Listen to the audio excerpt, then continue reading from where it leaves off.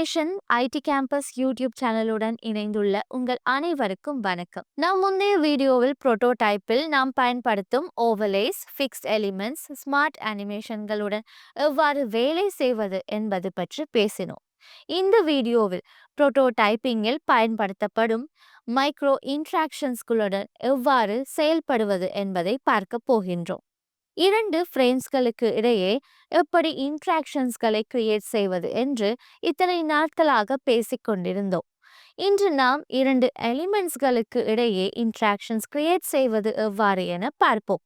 இந்த இன்ட்ராக்ஷன்ஸ் மிகவும் realistic animation போல் தெரிகின்றது. முதலில் அவற்றை எவ்வாறு கிரியேட் செய்வது என பார்க்கலாம். நான் ஒரு க்ளோஸ் பட்டன் மற்றும் ஹாம்பர்கர் மெனு ஐக்கனை உருவாக்கி இந்த இரண்டிற்கும் இடையே ஒரு மைக்ரோ இன்ட்ராக்ஷன் கிரியேட் செய்ய போகின்றேன். முதலில் இவ்வாறு ஒரு ஃப்ரேமை கிரியேட் செய்யவும். அதன் பிறகு இதனுள்ளே ஒரு ஹாம்பர்கர் ஐக்கன் உருவாக்கப்படும்.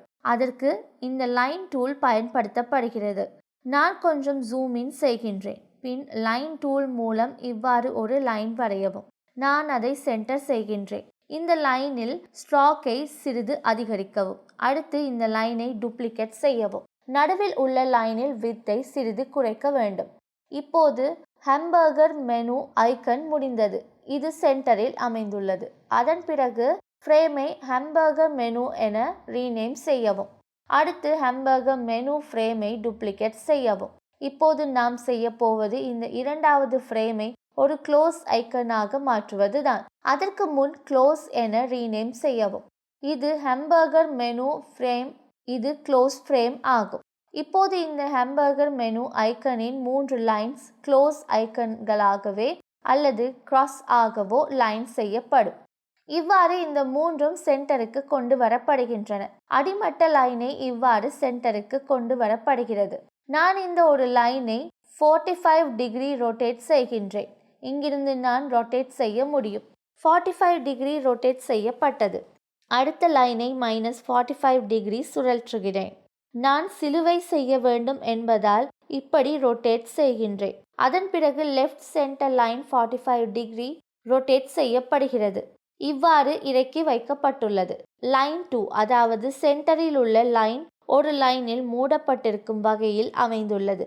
மன அழுத்தத்தை நிர்வகிக்கவும் இப்போது நீங்கள் க்ளோஸ் ஐக்கனின் கலரை மாற்ற வேண்டும். நான் டிசைன் இன்ஸ்பெக்டரிடம் சென்று ஸ்ட்ரோக்கின் கலரை இவ்வாறு சேஞ்ச் செய்கின்றேன். நான் இதற்கு ரெட் கலர் பயன்படுத்துகின்றேன். அந்த வகையில் 3 லைன்களுக்கும் ஒரே கலர் அப்ளை படுத்தப்படுகிறது.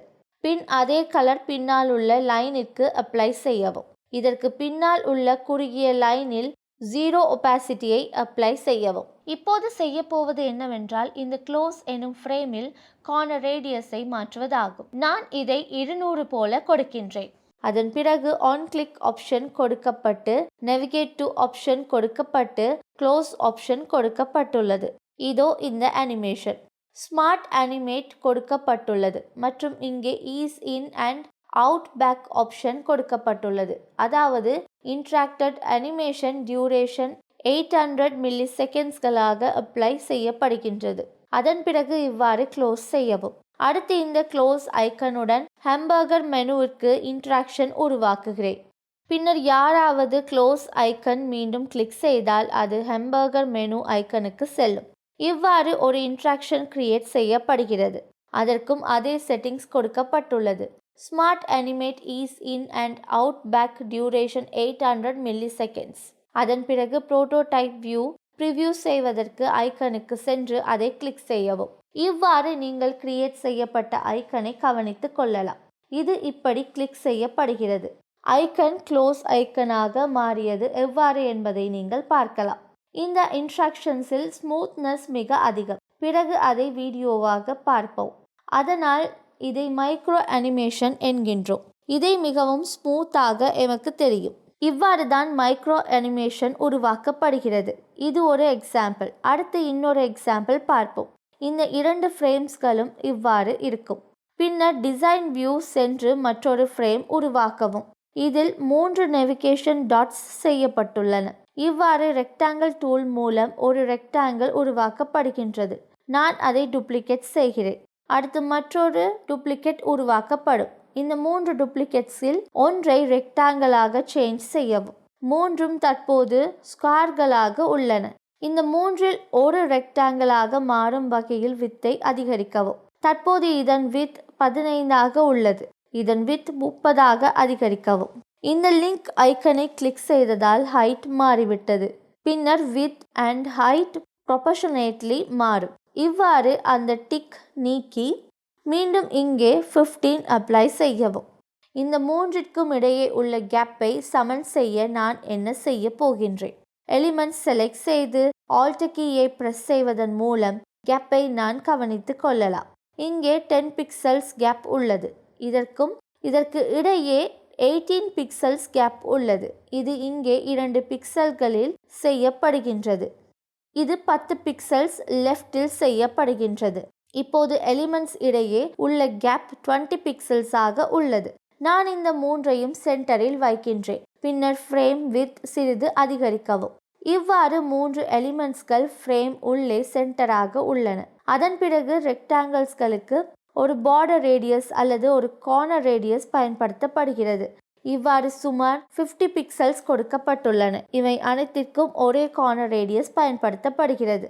அதன் பிறகு இந்த எலிமெண்ட்ஸ்களுக்கு கலர்ஸ் சேர்க்கப்படுகின்றன.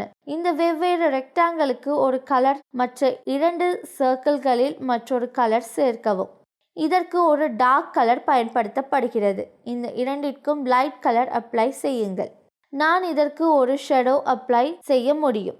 ஒரு ஷேடோ அப்ளை செய்யும் போது 3D லுக் சிறிது அதிகரிக்கின்றது. அதனால்தான் ஒரு ஷேடோ அப்ளை ஆகின்றது. இங்கிருந்து ஷேடோ ப்ராப்பர்ட்டிஸ் சேஞ்ச் செய்யலாம். இவ்வாறு சேஞ்ச் செய்யவும். இந்த வேல்யூஸ் மற்ற 2 சர்க்கிள்ஸ்களுக்கும் பொருந்தும். இவ்வாறு ஒரு ட்ராப் ஷேடோ அப்ளை செய்த பிறகு ட்ராப் ஷேடோ செட்டிங்ஸுக்கு சென்று வேல்யூஸை இவ்வாறு சேஞ்ச் செய்யவும். இந்த ஃப்ரேம் டூப்ளிகேட் செய்யவும். இவ்வாறு 2 டூப்ளிகேட் செய்யப்படுகின்றன. இவை அனைத்தும் ஒரே ஸ்கிரீன்களில் காணக்கூடிய வகையில் அமைந்திருக்கும். ஃப்ரேம் 1, ஃப்ரேம் 2 மற்றும் ஃப்ரேம் 3 உள்ளது. அதன் பிறகு இந்த இரண்டாவது ஃப்ரேமில் முதல் எலிமெண்ட் மற்றும் இரண்டாவது எலிமெண்ட் பொசிஷன் ஸ்விட்ச் ஆகிறது. அதாவது அரோ கீஸை பயன்படுத்தி பொசிஷன்ஸ் மாற்றுகின்றது. அரோ கீஸ் பயன்படுத்துவதற்கான காரணம் என்னவென்றால், கர்சரில் இழுத்து மாற்றினால் அதன் பொசிஷன் தேவையில்லாமல் மாறக்கூடும். இந்த மைக்ரோ இன்ட்ராக்ஷன்ஸ்களில் ரியலிஸ்டிக் குவாலிட்டி அதிகரிக்கிறது. ஏனெனில் அவை மேட்சிங் பொசிஷன்களை நாம் சீரமைத்து கொள்கின்றோம். இவ்வாறு மீண்டும் கேப்பை பார்த்தால் 20 பிக்சல்ஸ் உள்ளன. அதன் பிறகு ஃப்ரேம் 3இல் அந்த முதல் எலிமெண்ட் மற்றும் மூன்றாவது எலிமெண்ட் மாறியது. இவ்வாறு அரோ கீஸ் மூலம் பொசிஷன் மாற்றப்படுகிறது. இந்த பிட்களுக்கு இடையே உள்ள கேப் 20 பிக்சல்ஸ்களாக இருக்கும் வகையில் பொசிஷன் உருவாக்கப்பட்டுள்ளது. இரண்டுக்கும் இடையில் 22 உள்ளன. இதற்கு இடையே 17 இருக்கின்றது. இதை கொஞ்சம் இந்த பக்கம் கொண்டு வருகின்றேன். இந்த அனைத்து எலிமெண்ட்ஸ்களுக்கும் இடையிலான கேப் 20 பிக்சல்ஸ். இந்த 3 ஃப்ரேம்களின் எலிமெண்ட்ஸ்களுக்கு இடையிலான கேப் 20 பிக்சல்ஸ். நான் என்ன செய்ய போகின்றேன் என்றால், இவைகளுக்கு இடையே இன்ட்ராக்ஷன்ஸ் கிரியேட் ஆக்க வேண்டும். நான் புரோட்டோடைப் வியூவுக்கு செல்கின்றேன். இந்த ஃப்ளோ ஐக்கனை முதலில் இங்கு கொண்டு வர வேண்டும். அதற்கான காரணம், ஃப்ளோ தொடங்கும் ஃப்ரேமில் இந்த ஐக்கன் இருக்க வேண்டும். அல்லது நாம் ப்ரிவியூவை பார்க்கும்போது இந்த ஃப்ரேமை பார்க்கின்றோம். எனவே இது இங்கு கொண்டு வரப்பட்டுள்ளது. இப்போது நான் என்ன செய்ய போகின்றேன் என்றால், ஃப்ரேம் 1இலிருந்து ஃப்ரேம் 2 வரை ஒரு இன்ட்ராக்ஷன் உருவாக்குவதை செய்ய போகின்றேன். இவ்வாறு இன்ட்ராக்ஷன் உருவாக்கப்படுகின்றது. இங்கிருந்து நீங்கள் அனிமேஷன் செட்டிங்ஸ் மாற்றலாம். அதாவது இன்ட்ராக்ஷன் செட்டிங்ஸ் சேஞ்ச் செய்யலாம். நான் ஃப்ரேம் 2க்கு செல்ல விரும்புகிறேன். Smart animate ease in and out back. Duration 800 milliseconds. நான் கடைசியாக பயன்படுத்திய இன்ட்ராக்ஷன் செட்டிங்ஸ் இங்கே உள்ளன. அதனால் தான் அப்படியே வைத்திருக்கின்றார்கள். ஃப்ரேம் 2 முதல் ஃப்ரேம் 3 வரை ஒரு இன்ட்ராக்ஷன் உருவாக்கப்படுகிறது. இது அதே செட்டிங்ஸ்களை கொண்டுள்ளது. எனவே இது மாற்றப்படாது. அதன் பிறகு ஃப்ரேம் 3இலிருந்து ஃப்ரேம் 2க்கு மீண்டும் ஒரு இன்ட்ராக்ஷன் கிரியேட் செய்யப்படுகிறது. இது அதே செட்டிங்ஸ் கொண்டுள்ளது. அதன் பிறகு ஃப்ரேம் 2 முதல் ஃப்ரேம் 1 வரை ஒரு இன்ட்ராக்ஷன் கிரியேட் செய்யப்படுகிறது. இதன் புரோட்டோடைப் வியூ நாம் இப்போது பார்க்க போகின்றோம். இந்த ப்ரிவ்யூ ஐக்கனை கிளிக் செய்து புரோட்டோடைப் வியூ ஓபன் கிரியேட் செய்யவும். கீபோர்டில் உள்ள கண்ட்ரோல் கீ மற்றும் பிளஸ் ஐக்கனை கிளிக் செய்வதன் மூலம் இது ஜூம் இன் செய்யப்படுகிறது. இவ்வாறு கிளிக் செய்தால் நீங்கள் இரண்டாவது ஃப்ரேமுக்குள் செல்வீர்கள். அதன் பிறகு மீண்டும் கிளிக் செய்தால் ஐக்கன்கள் இவ்வாறு மாறும். இவற்றுக்கு இடையேயான இன்ட்ராக்ஷன்ஸ் மிகவும் ஸ்மூத்தாக இருப்பதை காணலாம். இவ்வாறு தான் நாம் ஒரு மைக்ரோ இன்ட்ராக்ஷன் கிரியேட் செய்வது. இது மற்றொரு எக்ஸாம்பிள். இதன் மூலம் நாம் விரும்பும் அனிமேஷன் கிரியேட் செய்யலாம். இந்த அனிமேஷன்களின் ஸ்மூத்னஸ் நீங்கள் எலிமெண்ட்ஸ் வைத்திருக்கும் விதம், நீங்கள் பயன்படுத்தும் அனிமேஷன் வகை மற்றும் அந்த அனிமேஷன்களின் டியூரேஷனை பொறுத்தது ஆகும். நீங்கள் விரும்பியபடி உங்கள் டிசைன்களில் இவற்றை பயன்படுத்தலாம். அடுத்து இன்னொரு எக்ஸாம்பிள் பார்ப்போம். இந்த விடயங்கள் இப்படி இருக்கும்போது இன்னொரு ஃப்ரேம் உருவாகும். இவ்வாறு கர்சரை பயன்படுத்தி ஃப்ரேம் உருவாக்கப்பட்டது. இந்த ரெக்டாங்கிள் டூல் பயன்படுத்தவும். நான் இப்போது ஒரு டாகிள் பட்டனை உருவாக்கப் போகின்றேன். இது இவ்வாறு கிரியேட் செய்யப்பட்டது. அதன் பிறகு ஒரு பார்டர் ரேடியஸ் அல்லது கார்னர் ரேடியஸ் அப்ளை செய்யப்பட்டது. இந்த எலிப்ஸ் பயன்படுத்தி ஒரு சர்க்கிள் வரையவும். இது இவ்வாறு அமைந்துள்ளது. சரியாக பார்க்க முடியாததால் அதற்கு வேறு வழி அப்ளை படுத்தப்படுகின்றது. அதன் பிறகு நான் விரும்பியபடி அதை ரெக்டாங்கிளுக்கு பொசிஷன் செய்கின்றேன். ரெக்டாங்கிளுக்கு பேக்ரவுண்ட் கலரை சேர்க்கவும். நான் ப்ளூ கலர் பயன்படுத்தினேன். எனவே ப்ளூ கலரின் அதே ஷேடோவை பயன்படுத்துகின்றேன். இவ்வாறு கலர் சேஞ்ச் மூலம் நான் விரும்பும் கலர் பெறுகின்றேன். பின்னர் இந்த ரெக்டாங்கிளுக்கு ஷேடோ எஃபெக்ட் பயன்படுத்துங்கள். ஷேடோ வேல்யூஸ் மாற்றப்படவில்லை, அவை அப்படியே விடப்படுகின்றன. இந்த ஃப்ரேம்ஸை டூப்ளிகேட் செய்யவும். இந்த சர்க்கிள் ரெக்டாங்கிளின் உள்ளே ரைட் கார்னரில் எடுக்கப்படுகின்றது. இது அரோ கீஸ் பயன்படுத்தி செய்யப்படுகின்றது. கர்சர் இல்லை என்றால் மவுஸ் பயன்படுத்தி இதை செய்தால் நாம் விரும்பாத வகையில் பொசிஷன் மாறலாம். நமது மைக்ரோ இன்ட்ராக்ஷன் ரியாலிட்டி கொஞ்சம் குறைவாக இருக்கலாம். அதனால்தான் கர்சரை பயன்படுத்துவதற்கு பதிலாக அது அரோ கீஸ் பயன்படுத்தி பொசிஷன் செய்யப்பட்டது. அதன் பிறகு புரோட்டோடைப் ஸ்கிரீனுக்கு சென்று முன்பு போலவே இந்த இரண்டு ஃப்ரேம்ஸ்களுக்கும் இடையில் ஒரு இன்ட்ராக்ஷன் கிரியேட் செய்யவும். செட்டிங்ஸ் இவ்வாறு சேஞ்ச் செய்யப்பட்டுள்ளன.